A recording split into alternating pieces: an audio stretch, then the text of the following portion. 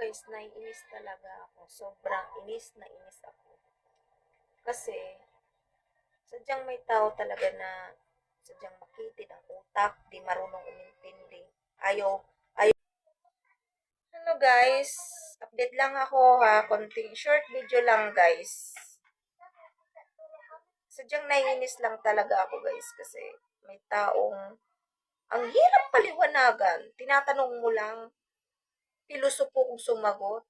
Akala mo, akala mo kung sino siya. Akala mo kung kinakatakutan siya. Eh, samantala naman wala naman. Wala naman siyang maibubuga. Ang yabang-yabang, naiinis ako guys pag ganyan. Yung akala mo kung siga siya, or kinakatakutan siya, yun, naiinis ako guys, sobra. Nakakainis.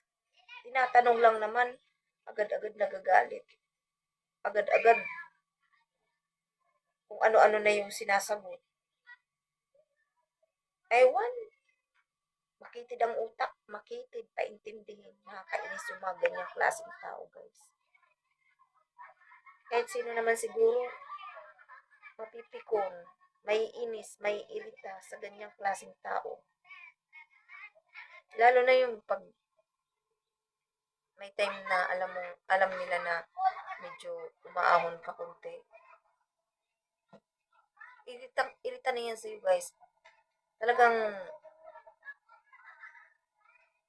paparinig yan kung ano-ano yung pinaparinig sa'yo.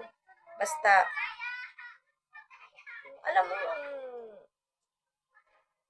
insecure, inggitera, ganyan. Ewan, nakakainis guys.